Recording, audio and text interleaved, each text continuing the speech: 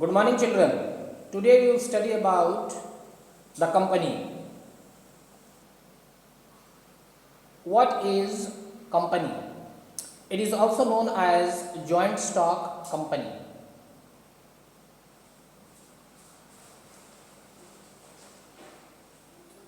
Joint stock company is a voluntary association of persons having separate and distinct legal entity, perpetual succession, common seal and registered under the Company Act 2013 or any other previous Companies Act.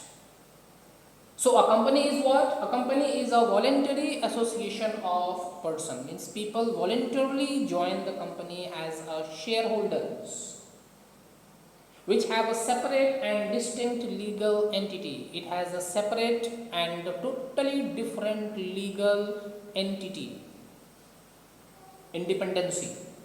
Perpetual succession means management team is there. If one MD dies, then the another person is there to succeed him and become the MD of the company. So perpetual succession is there. One common sale is there, and it is registered under a Company Act 2013. The shareholders are the owners of the company. So who are the owners of the company? The shareholders. All the shareholders are the owners of the company. The board of directors is the chief managing body elected by the shareholders. So all the shareholders elect the board of directors, who are the chief managing body of the company. The capital is divided into smaller parts called the shares. The whole capital of the company is divided into small shares, which can be transferred freely from one shareholders to the another.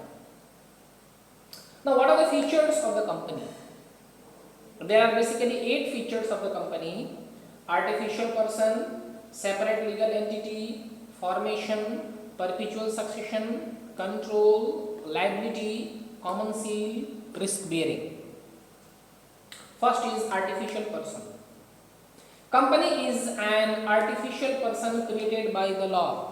Remember, company is created by law and it can be closed by the law.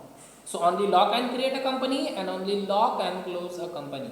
No single person can create a company nor he can close the company.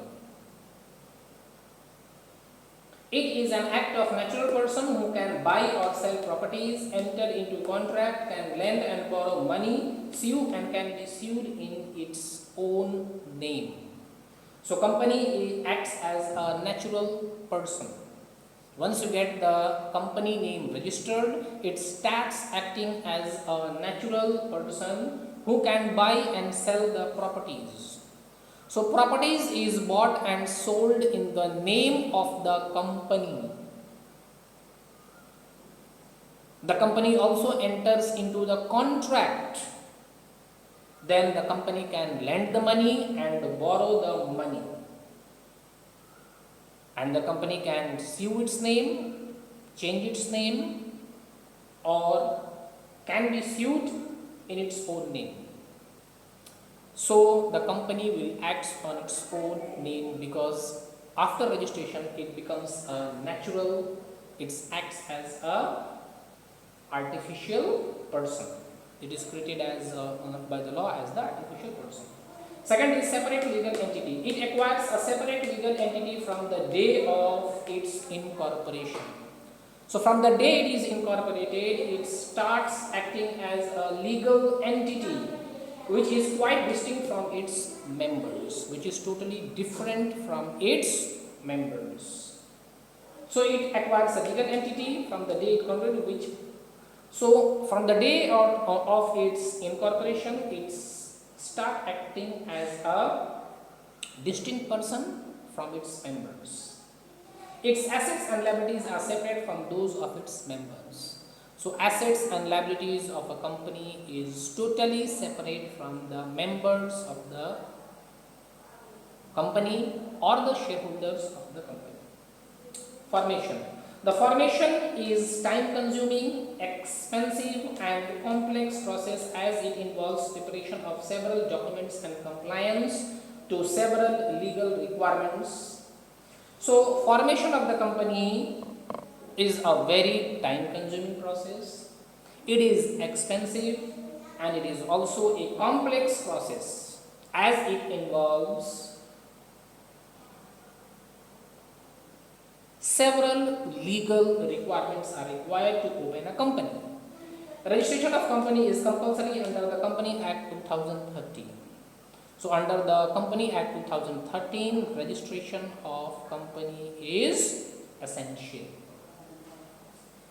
Now come to point number 4, feature number 4, perpetual succession. Its existence is not affected by the entry or exit of the members. So the existence of the company is not affected by the entry or exit of its member. Member may come, member may go, the existence of the company will not be affected. It is created by the law and the law can only bring it to an end. So a company is created by the law and a law can only close the company. And for that, a long legal procedure is required to close the company. And the process of closing the company, the legal process of closing the company is basically called the winding up. Now, the next feature is control. The management and control of the affairs of the company is undertaken by the board of directors. So the board of directors manage the affairs of the company and also control the affairs of the company. The board of directors are appointed by voting. So the shareholders do the voting, and after voting the board of directors are appointed. The shareholders do not have the right to be involved in the day-to-day running of the business. So no shareholder is allowed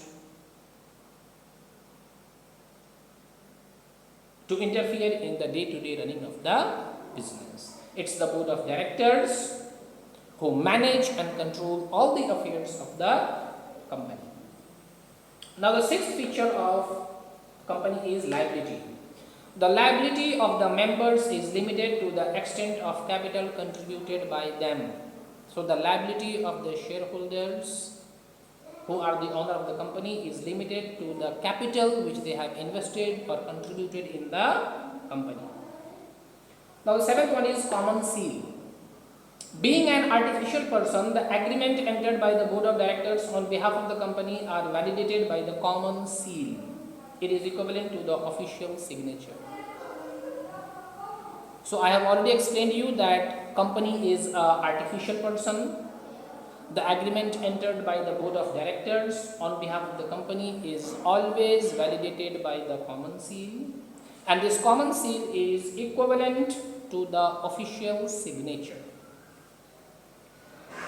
Now feature number 8, last feature, risk bearing. Risk is spread over a large number of shareholders. In a company there are large number of shareholders who have invested their money, and the risk is spread over these large number of shareholders. In the condition of financial difficulties, all shareholders in the company have to contribute to the extent of their unpaid shares in company capital. So whenever there is financial difficulty, all the shareholders of the company, so whoever are the shareholders of the company have to contribute the money which is called the unpaid shares in the company's capital. So whatever shares they have unpaid, they have to contribute it whenever there is a financial difficulty in the company. Now these were all about the features of the company. Now what are the limits, the merits, and what are the demerits of the company, of business? Merits. First is limited liability. Liability we have already studied. The shareholders are liable only to the extent of the amount unpaid on the shares held by them. So shareholders are only liable to the extent of amount unpaid on the shares. Whatever shares amount they have unpaid, only that much they are liable. Otherwise, the liability of the shareholder is very, very limited. Next is transfer of interest. Easy transferability of share increases the effectiveness of the share for the investment. If a person has bought the shares, his shares can be transferred to the other person. So easily a share can be transferred from one person to the other person, which makes it an attractive for investment. Perpetual existence.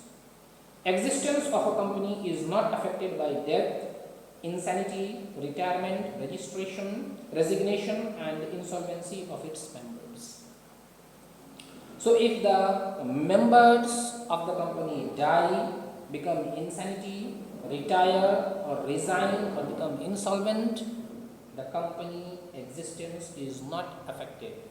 The other person below him will become the manager or board of directors. Scope of expansion. The fourth merit is scope of expansion. A company can collect a huge amount of capital from unlimited number of shares. A huge amount of capital can be collected from the shareholders, because as a result, large amount of capital can be easily taken, and moreover, there is limited liability, there is easy transferability of the shares, and there are chances of high return. Everyone invest in the shares, or everyone contribute the capital in the form of shares to the company. Capital can also be attracted from the bank or financial institutions. So bank and financial institution also invest in the company. Hence there is a great scope of expansion. So there is a great scope of expansion. Now the last merit is professional management. A company can afford to pay high salaries to specialists and professionals. A company has a large amount of money, it can easily pay high salary to the specialists and professionals who run the business perfectly. As each department is headed by an expert, each and every department of the company is headed by an expert, great efficiency is observed in the company's operation and decision making. So experts are there who are running the department. So it is observed that the company's operation and decision making efficiency is very, very high. So these were all about the 5 merits of company form of business. Now come to the demerits of company's form of business. The biggest demerit is complexity in formation. The procedure of formation of the company is very long and complex process. So forming a company is a long process. It is a very complex process and consumes time and effort. It is expensive and requires a lot of legal formalities to be fulfilled. So to open a company, lots of legal formalities are required. That is why it is time consuming. Much effort is also required to open a company. It's a long process and also a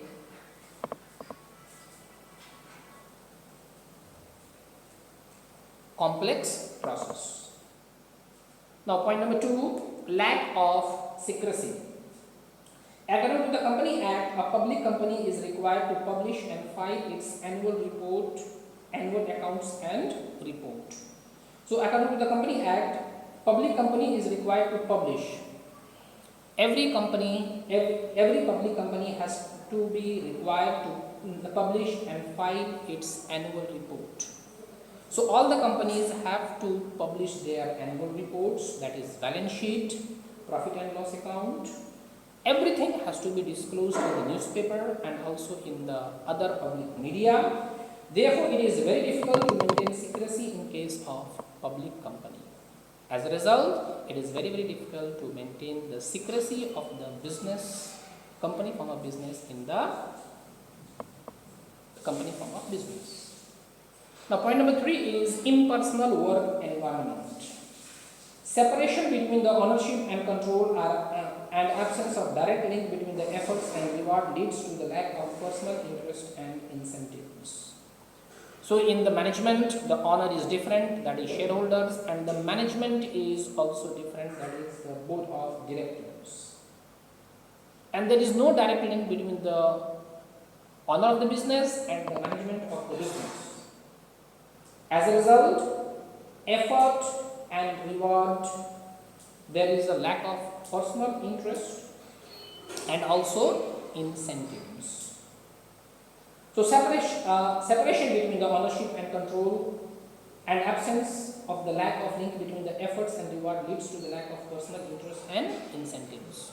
So as a result, personal interest and incentive is not there in the company.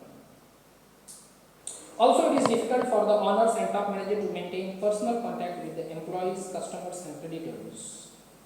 So in the company form of business, the owner and the top management cannot maintain the personal contact with the employees, also with the customers and also with the creditors. As a result, this creates an impersonal work environment.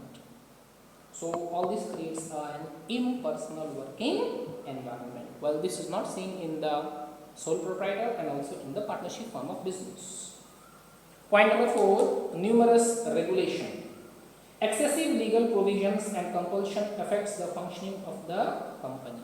Since there are lots of legal provisions and also the compulsion, all this affects the functioning of the company. A number of regulations are imposed on the company. So lots of rules and regulations are there on the company, like the audit rules and regulations, then voting, etc. And there are various agencies in the company form of business, like the registrar of companies who give the registration to the companies, forms rules and regulations for the company. Then SEBI is there who controls the investment part of the company. So all these, what happens, they impose lots of rules and regulations in the functioning of the business. Because of this, it reduces the freedom of operation of the company. As a result, the freedom of operation of the company is reduced. Now the fifth demerit is delay in decision making.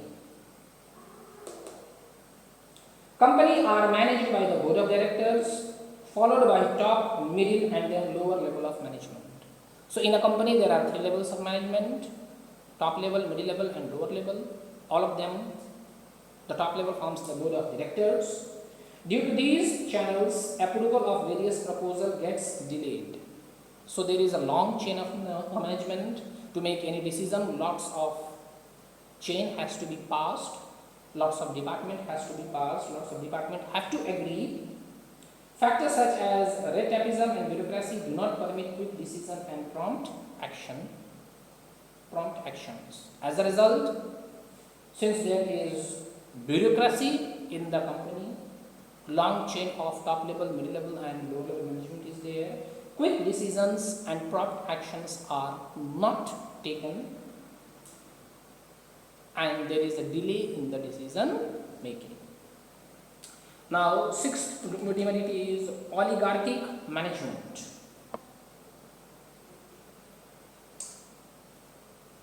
Company is said to be democratically managed. It is said that company is democratically managed, but actually it is managed by few people comprising of board of directors.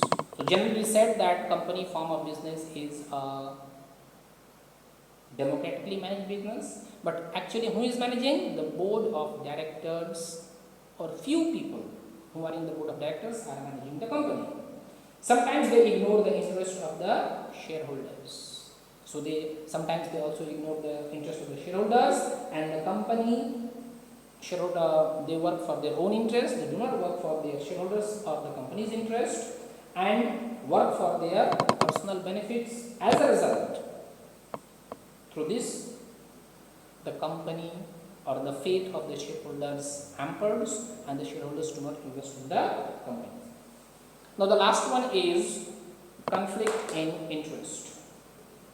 There are much chances of conflict in interest among the shareholders of the company. The shareholders of the company have lots of conflict in the interest, As a result, there is a problem in the company and shareholder will not invest in the company. The very good example is employees may want higher salaries and the shareholders do not want to give the high salaries. Then customers want better products and the shareholders want more and more profit. So all these hampers the functioning of the company. Today only this much. Thank you.